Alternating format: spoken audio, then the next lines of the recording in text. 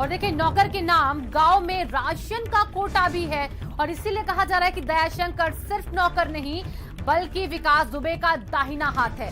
वैध अवैध कामों को खुद देता था अंजाम। ये दयाशंकर अग्निहोत्री नौकर के नाम गांव में राशन का कोटा। बचपन से ही विकास दुबे के घर में था। विकास दुबे ने ही नौकर की कराई थी शादी। गांव के 10 लाइसेंस विकास ने ही बनवाए थे और अपने 10 समर्थकों के बनवाए थे असलहे उन्हीं लोगों से कराई थी पुलिस पर फायरिंग। अत्याधुनिक असलहों की खेप है विकास के पास। विकास साथियों के पास अत्याधुनिक असलहे भी हैं। नौकर ने बयान में झूठ बोलकर पुलिस को गुमराह किया है। दर्जनों ऑटोमेटिक असलहे विकास दुबे के पास है। लेन देन का पूरा हिसाब किताब रखता था दयाशंकर, जो अभी तक सिर्फ और सिर्फ अपना नौकर बता रहा था विकास दुबे का।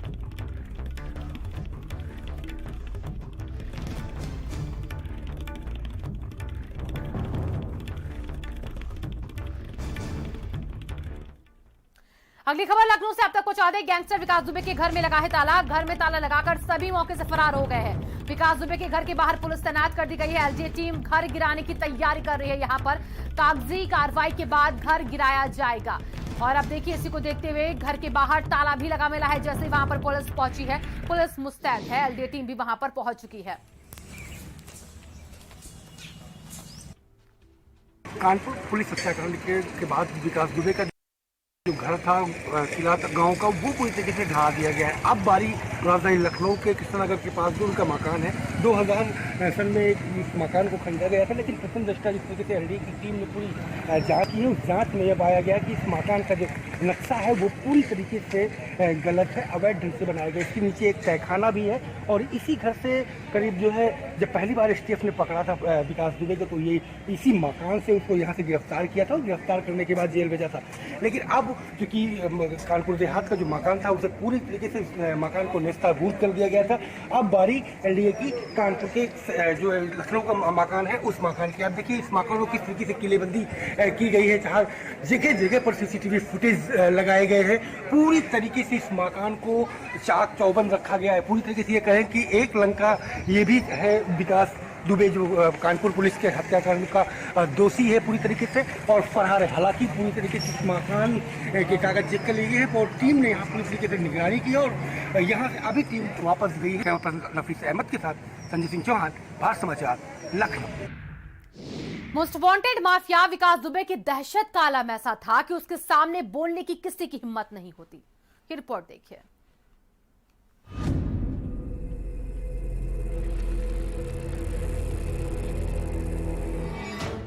कानपुर में जिस तरह से पुलिस वालों पर हमला किया गया और बदमाशों से मोर्चा लेते हुए यूपी पुलिस के बहादुर पुलिस वाले शहीद हुए, ये घटना ऐसी है जिसने पूरे प्रदेश को ही नहीं देश को हिला दिया। असल में विकास दुबे की कहानी आपको फिल्मों की याद दिलाएगी। आपने आज तक जितने भी अपराधियों, माफिया, डॉन के बारे में सुना होगा, वो सब आपको विकास के सामने बौने नजर आने लगेंगे।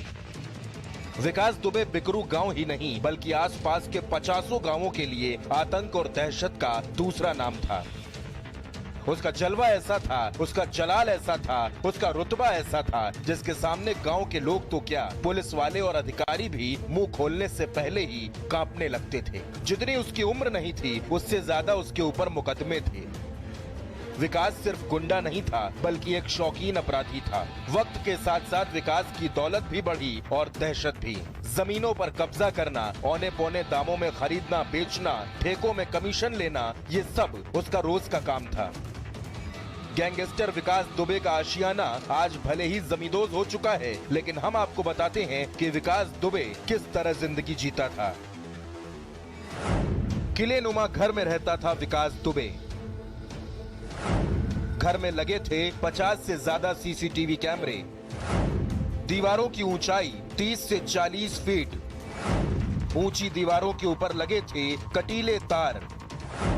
चप्पे चप्पे पर हथियारों से लैस गुर्गे तैनात। युवाओं की लंबी टीम चलती थी साथ। आसपास के गांवों में थी विकास की दहशत। लग्जरी गाड़ियों के काफिले में चलता था विकास। विकास के पास हाईटेक ऑटोमेटिक हथियारों की खेप। पंचायत चुनावों में चलता था विकास का सिक्का। विकास दुबे ने पहली हत्या 1992 में की थी। उसके बाद से ही लगातार विकास के अपराधों की फहरिस्त लंबी होती चली गई और उसकी दहशत का दायरा भी बढ़ता गया।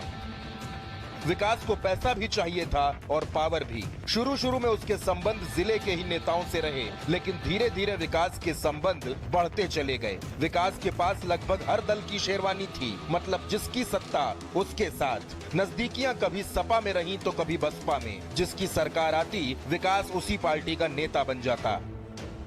लेकिन बीजेपी में उसकी दाल नहीं गल रही थी। वो बीजेपी में आने की कोशिशें कर रहा था, लेकिन उसे कहीं से भी एंट्री नहीं मिल रही थी। असल में विकास दुबे 2022 में विधानसभा चुनाव लड़ने की तैयारी कर रहा था, इसीलिए उसकी निगाहें हर दल पर थीं। फिलहाल विकास को पकड़ने के लिए पुलिस कानपुर देहात, लखीमपुर, उन्नाव के साथ साथ कई जिलों में छापेमारी कर रही है, लेकिन अभी विकास पुलिस की गिरफ्त से दूर है। ब्यूरो रिपोर्ट, भारत समाचार।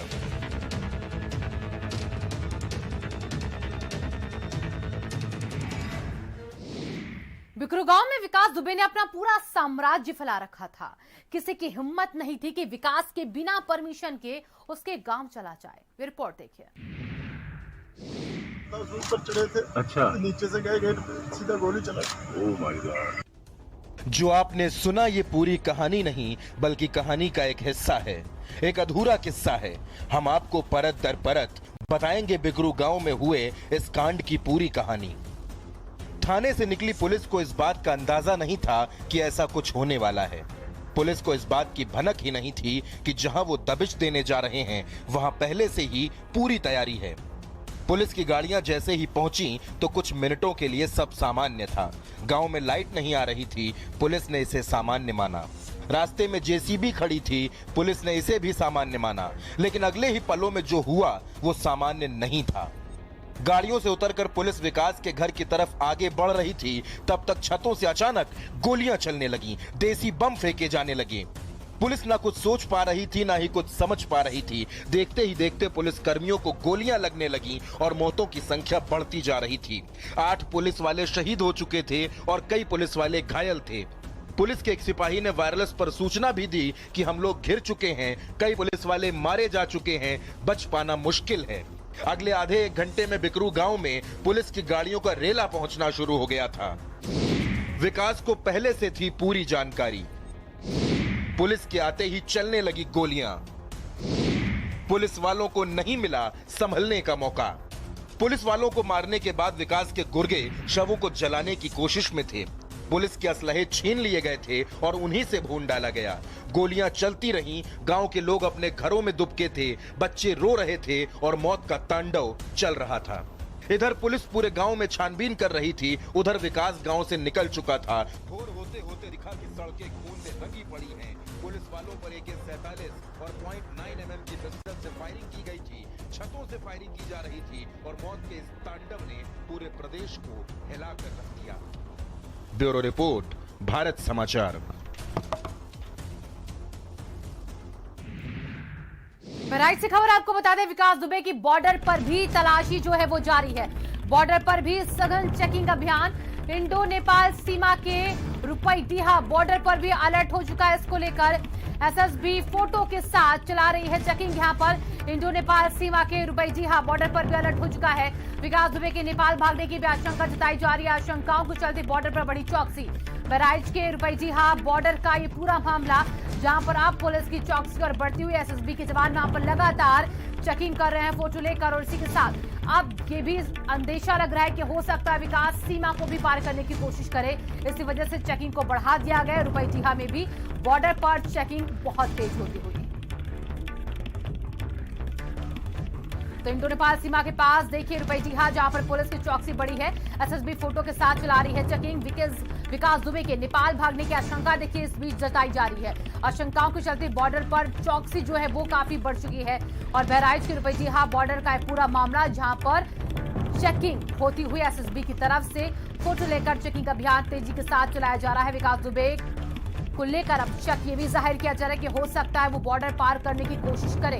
इंडो नेपाल सीमा के रुपईडीहा बॉर्डर पर अलर्ट इसी को लेकर हो चुका है। एसएसबी फोटो के साथ चला रही है चेकिंग और अगर नेपाल भागने की कोशिश करता है विकास दुबे तो उसको वहां से धर दबोचा जाए, इसी की आशंकाओं के चलते अब बॉर्डर पर चौकसी जो है वो बहुत भी ज्यादा बढ़ चुकी है। और आज ही देखिए औरैया के पास एक कार बरामद हुई और उसके चलते अब देखिए एमपी बॉर्डर को देखते हुए भी वहां पर भी चेकिंग बढ़ा दी गई है। अब इसके बाद रुपईडीहा बॉर्डर के पास भी चेकिंग को बहुत ही तेज कर दिया गया है ताकि किसी भी सूरत हाल में विकास दुबे भागकर निकल ना पाए। यानी कि अब जिलों के साथ साथ बॉर्डर पर भी चेकिंग को बढ़ाया गया है ताकि वो यूपी के साथ साथ जितने भी बॉर्डर सटे हुए हैं उनको क्रॉस करने की कोशिश ना कर पाए। इसी को देखते हुए रुपईडीहा पर भी अब चेकिंग को बढ़ाया जा चुका है विकास को पकड़ने के लिए। लगातार टीमें देखिए दबिश दे रही हैं, टीमों को गठित कर दिया गया है।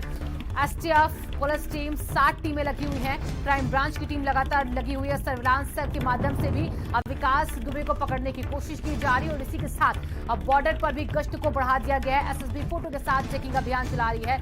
कड़ी निगरानी के चलते अब जो बॉर्डर हैं वो इस बीच हैं ताकि विकास दुबे को पकड़ा जा सके, क्योंकि ऐसी आशंकाएं हैं कि बॉर्डर को भी पार कर सकता है विकास दुबे नेपाल के।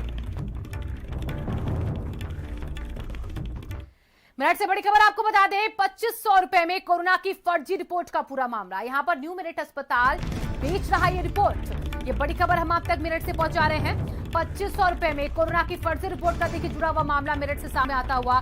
न्यू मेरिट अस्पताल जो है वो यहाँ पर रिपोर्ट बेच रहा है। कोरोना निगेटिव रिपोर्ट के लिए धंधा चलाया जा रहा है। अस्पताल के स्टिंग में ये खुलासा किया गया है। सौदेबाजी रिपोर्ट देने का वीडियो वायरल हुआ है। वीडियो वायरल के बाद हरकत में सीएमओ आ गए हैं। न्यू मेरिट अस्पताल मालिक पर मुकदमा दर्ज कर लिया गया है। न्यू मेरिट अस्पताल का लाइसेंस भी निरस्त। सोता रहा प्रशासन और रिपोर्ट जो बेच रहा है ये पूरा अस्पताल का प्रशासन एक साथ मिलकर स्वास्थ्य विभाग की कोशिशों पर कहीं भी लेके भागे फिर कोई स्टैंप लगी हुई जेन्युइन तरीके से काम ठीक है। टाइम पे टाइम फोन कर लीजिएगा तब लेकर आइएगा। ये काम तो जेन्युइन ही है।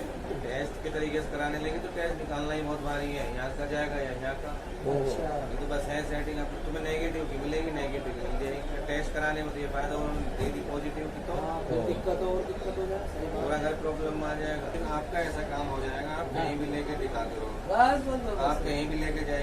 न्यू मेरठ हॉस्पिटल करके बताया था कल मेरे को, उसकी वीडियो मेरे को भेजी थी एक पत्रकार बंधु ने और उसका तुरंत मैंने संज्ञान लिया था। उसमें पहचाना गया कि वो शाह आलम नाम का आदमी था जो बोल रहा था और हॉस्पिटल का लाइसेंस हमने रात ही निरस्त करके उसके खिलाफ FIR दर्ज करवा दी। हमला ये था कि वो बंदा बिना टेस्ट के बिना मरीज को लाए और नेगेटिव की रिपोर्ट दे रहा था और उसके वो पैसे ले रहा था। वाराणसी से अगली खबर जहां पर कोरोना के 21 नए मरीज मिले हैं। यहाँ पर कोरोना आंकड़ा बढ़कर अब 621 के पास पहुंचता हुआ अब तक 22 मरीजों की हो चुकी है मौत। 21 नए मामले वाराणसी से सामने आते हुए कोरोना का आंकड़ा बढ़कर 621 हो चुका है। 22 मरीजों की अभी तक मौत। वाराणसी के सीएमओ ने की है पुष्टि इन आंकड़ों के बारे में।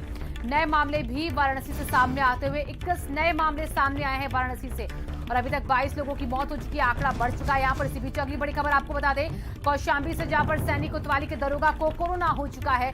दरोगा की रिपोर्ट जो है वो यहाँ पर कोरोना पॉजिटिव आई है। सैनिक कोतवाली परिसर में हड़कंप की स्थिति है। प्रभारी चिकित्साधिकारी कोतवाली पहुंचे हैं।